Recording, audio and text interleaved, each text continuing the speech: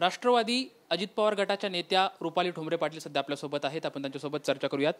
ताई, आज सुनंदा पवार यांनी एक मोठं वक्तव्य केलं आहे. ते असं म्हटलं की दोन्ही पवार जर एकत्रित आली तर एक वज्रमूठ राहील आणि दोन्ही पवारांनी एकत्रित येणं गरजेचं आहे. आणि त्याच संदर्भात खरं तर काल दिल्लीमध्ये शरद पवार यांच्या वाढदिवसानिमित्त अजितदादा पवार भेटले होते. कसं बघताय सर्व वक्तव्याकडे? काल माननीय अजितदादा मोठ्या साहेबांना म्हणजे शरदचंद्रजी पवार साहेबांना शुभेच्छा देण्यासाठी तिथे गेले होते. आणि सुनंदा काकी ज्या आहेत त्यांनी जे हे वक्तव्य केले त्या एक परिवाराचा घटक आहेत. त्याच्यामुळे त्यांनी ती त्यांची इच्छा बोलून दाखवली. त्याच्या पलीकडे संपूर्ण महाराष्ट्रात कार्यकर्त्यात सगळ्यांनाच असं वाटतं की राष्ट्रवादी एकत्र आली पाहिजे आणि ती इच्छा त्यांनी व्यक्त बोलून दाखवलेली आहे. हे एकत्र यायचं आहे का नाही हा आमच्या इथनं सर्वस्वी निर्णय माननीय अजितदादा घेणार आहेत. आणि अजितदादा जो निर्णय घेणार तो आमच्यासारख्या कार्यकर्त्या बहिणींना, कार्यकर्त्या बंधूंना, कार्यकर्त्यांना मान्य असेल. मुळामध्ये लक्षात घ्या की जेव्हा फूट पडली किंवा दोन फूट पडण्यापेक्षा दोन पक्ष वेगळे झाले तर प्रत्येकाला वाटतं की बाबा वेगळं नाही झालं पाहिजे, एकत्र असेल ती वज्रमूठ राहिली पाहिजे. कारण का लोकसभेला मिळालेलं यश आणि विधानसभेला मिळालेलं यश त्याच्यामध्ये जर तुम्ही बघितलं तर अजितदादांनी कधीच जे विभक्त झाले आमच्यापासून त्यांच्यावर टीका केली नाही. त्यांनी तिथं सविस्तर एक्सप्लेनेशन देत राहिले की बाबा मी का पाठिंबा दिला आहे, मला महाराष्ट्रातल्या जनतेची कामं करायची आहेत, लोकप्रतिनिधींच्या मतदारसंघातली कामं करायची आहेत. त्याच्यामुळे ज्या काही टीका होत्या त्या मोठ्या साहेबांचे जे नेते प्रवक्ते त्यांनी केलेल्या होत्या. आम्ही ना मोठ्या साहेब, आम्हाला तर पहिल्या इन्स्ट्रक्शनच होत्या अजितदादांच्या की मोठ्या साहेबांवर सुद्धा तुम्ही नको ती बेताल वक्तव्य करायची नाहीत. आणि ते त्याच्यात तो आम्ही पाळलंही होतं. म्हणजे तुम्ही बघितलं असेल की आम्ही अजितदादाचे जे प्रवक्ते आहेत त्यांनी डिफेन्स केलेला आहे. जी खरी परिस्थिती आहे म्हणजे जे त्यांनी खोटं सांगितलेलं होतं किंवा रेटून बोललेले त्याला आम्ही छेद देण्याचा पुराव्यानिशी आमचा प्रवक्त्यांनी आम्ही प्रयत्न केलेला आहे. त्यामुळे जर दोन्ही NCP एकत्र येत असेल तर आमच्यासारख्यांना सुद्धा आनंद वाटेल. आम्ही त्याच घरातले कुटुंबातले परिवारातले सदस्य आहोत. कुणाला आवडणार नाही की एकत्र आलेत. आणि आमच्या अजितदादांनी तर काल मोठ्या साहेबांना सुनेत्रा बहिणींसह, पारदादासह, प्रफुल्ल भाईंसह शुभेच्छा दिलेल्या आहेत. त्याच्यामुळे हे संस्कार आणि एक राजनीतीमध्ये दिलेला एक तरुणांना दिलेला एक संदेश हा फार मोठा आहे आणि चांगला आहे तो. पण जर दोन पवार एकत्रित आले तर शरद पवार गटाचे जे नेते आहेत अंकुश काकडे यांनी असं म्हटलंय की रुपाली पाटील आणि अमोल मिटकरी यांची किंमत काय त्यांनी एकदा स्वतः तपासावी आणि जर हे पवार दोन एकत्रित आली तर त्यांची कुचंबना होईल. अंकुश काकडे काकांना माझं सांगणे, आमची कुचंबना नाही तुमची कुचंबना आहे. आपण स्वतःला शरद पवार साहेब समजता का? शरद पवार साहेब शरद पवारच आहेत.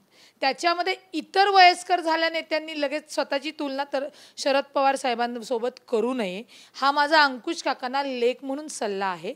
आणि राहिला विषय कुचंबना आमची का होईल, मी तुम्हाला सांगितलं ना की आमच्या नेत्यावर म्हणजे अजितदादांवर जेव्हा अंकुश काकडे सुद्धा बेताल वक्तव्य करत होते, वाटेल तो आरोप करत होते, तेव्हा आम्ही प्रवक्त्यांनी त्यांच्या बेताल वक्तव्याला लगाम लावलेला आहे पुराव्यानिशी. त्याच्यामुळे आमची कुचंबना नाही आहे अंकुश काका, ही कुचंबना तुमची आहे.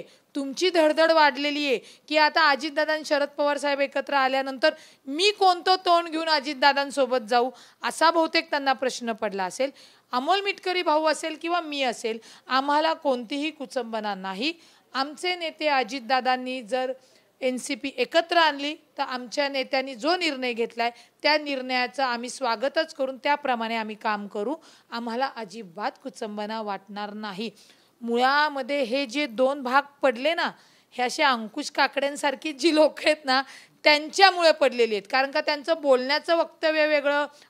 तुम्ही जर बघितलं असेल अंकुश काकड्यांनी आतापर्यंत अजितदादांवर बेछूट आरोप केले, गुंड म्हणले, असं कसं केलं तसं कसं केलं. म्हणून मी पुन्हा सांगते अंकुशजी काकडे स्वतःला शरद पवार साहेब समजू नका. शरद पवार साहेब हे एकच आहे, त्यांचं कर्तृत्व आभाळा एवढं आहे. आता तुमचं जे वय झालेलं आहे त्या वयाला थोडंसं आवर्त घ्या. आणि लेख म्हणून सांगते आमची अजिबात कुचंबना होणार नाही. एकत्र NCP आलंच आम्हाला सुद्धा आनंद वाटेल, पण हा आनंद आम्हाला कोण देऊ शकेल किंवा हा निर्णय कोण घेणार आहे, तर माननीय अजितदादा जो निर्णय घेतील. उद्या अजितदादांनी ड्रम ट्रोनाबरोबर सुद्धा जर युती केली तर आम्हाला ती मान्य असणार आहे, कारण का आमच्या अध्यक्षांनी तो निर्णय घेतलेला आहे, तो आदेश घेतलेला आहे. त्यामुळे आमची कुचंबना नाही.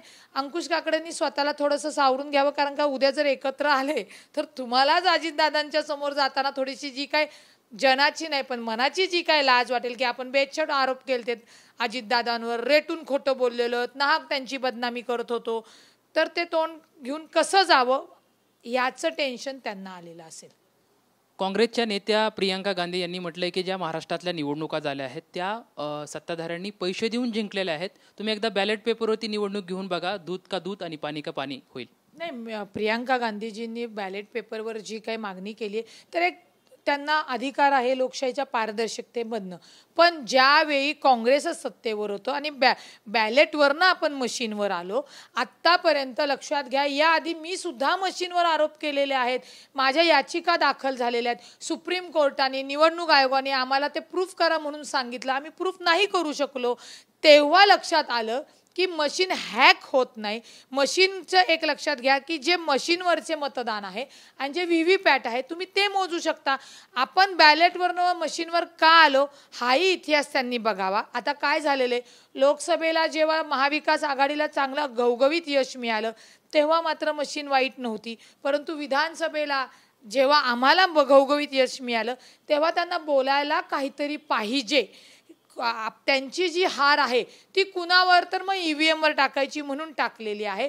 त्याच्यामध्ये एक विरोधक म्हणून त्यांनी मागणी करणं रास्त आहे की आम्हाला पारदर्शक पाहिजे. तर म्हणजे ती मशीन आणि ती VVPATचे जे चिठ्ठ्या आहेत त्या तुम्ही मोजा ना, तुम्हाला जर संशय आहे तर. मग आम्हाला सांगा, जर आम्ही EVM मशीन हॅक केला असं आपण समजू, मग आमचे सुनील टिंगरे 19व्या फेरेला का पडले 4200नी?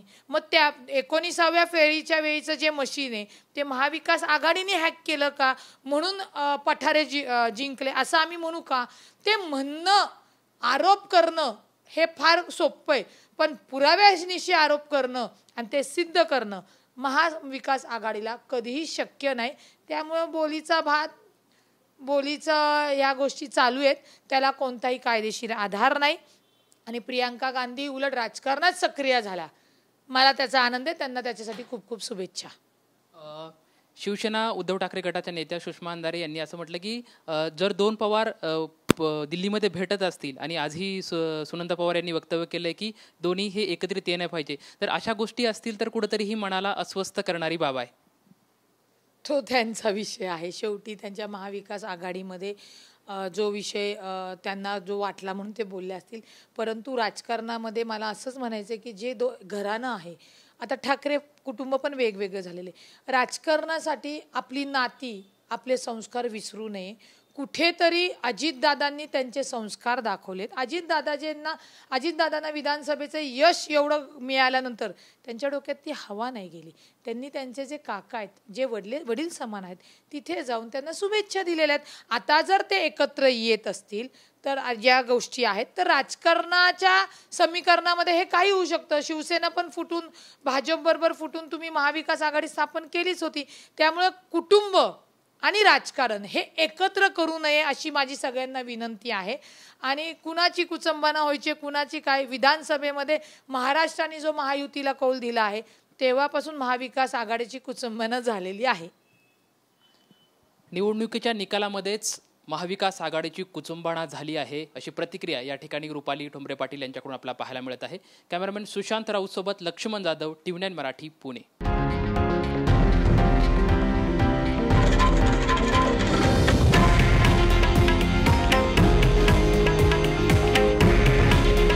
हे आहे देशातील नंबर 1 न्यूज नेटवर्क आणि आपण पाहत आहात TV9 मराठी. काळजी तुमची, हित महाराष्ट्राचं.